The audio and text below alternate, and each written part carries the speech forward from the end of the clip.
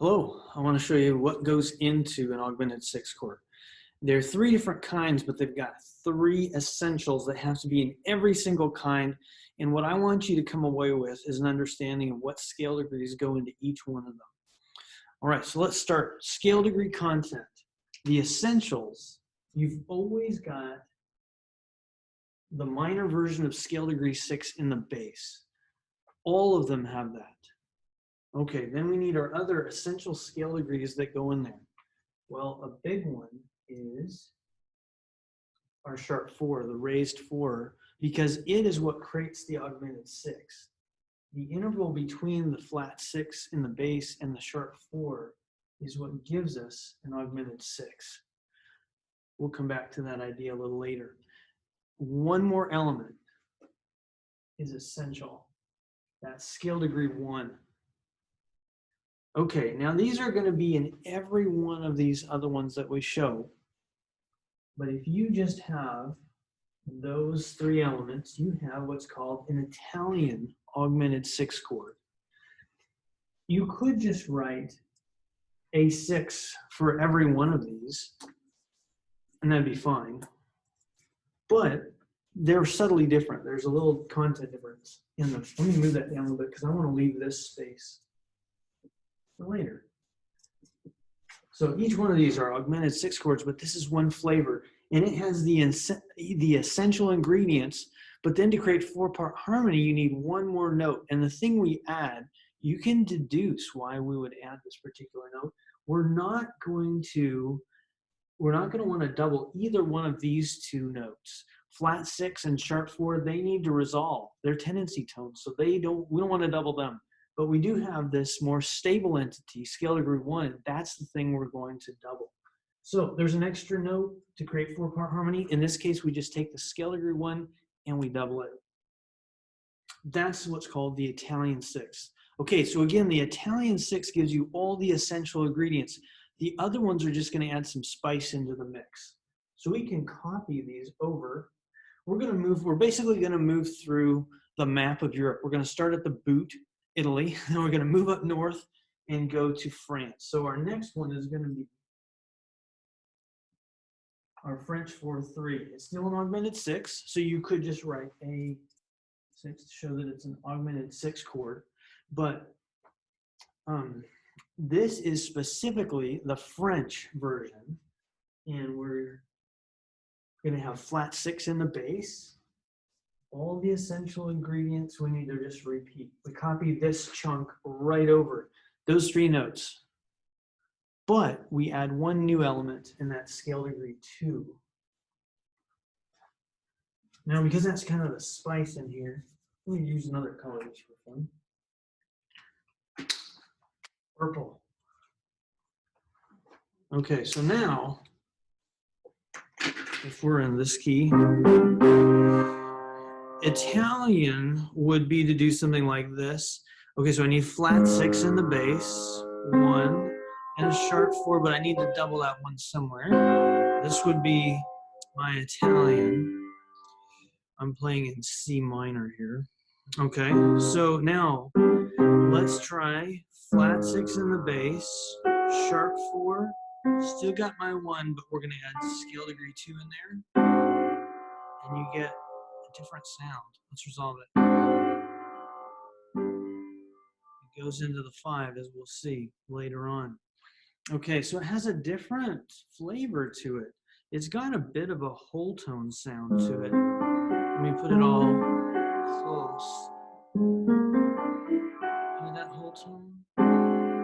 So it's part of the whole tone scale. When I think of whole tone, I think sometimes of Debussy, and I think of France. And I go, oh yeah, that sound, that exotic, crazy sound of the French 4/3.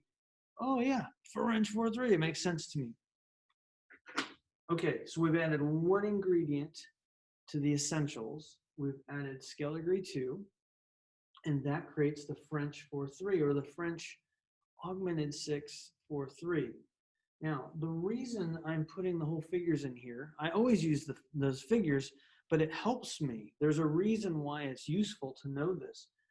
I don't actually have, once I know that it's an augmented 6, maybe I identify by ear and I know that, If I find that there is a fourth above the bass, that is going to be the distinctive interval that sets it apart. So now you have two ways to identify the chord. One way is to look at the scale degree content. If there's scale degree 2 there, along with our augmented 6 interval, okay, then we have this French 4/3. But this is the only one that will have, against this bass note, a fourth above the bass. So there's this other thing. If we find a fourth above the bass in an augmented 6 chord, it's got to be the French 4/3. Now it's an augmented fourth, so I might write that in there too, but I want to just emphasize that it's the figure 4 that is the essential interval above the bass that sets this apart from the Italian and from the next one. So, okay, back to our European tour here. We started in Italy, we moved to France, and now we're going to go up to Germany. So we get the German, GR for short, the German augmented 6/5. We've got a new interval showing up here. Let's think about it, scale degree content, and then we'll get to that distinctive interval. Now, again, I'm going to copy all the essential ingredients because they're all going to come back again.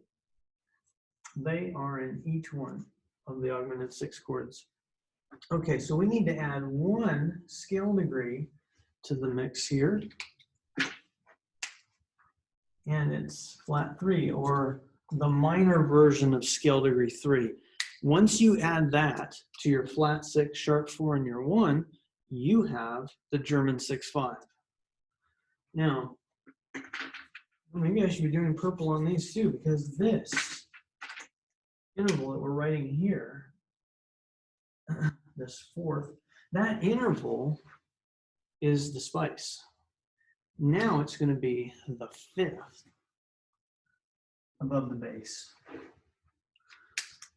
This is the augmented 6th interval from here to here, and from my flat 6 to the 1 is just a 3.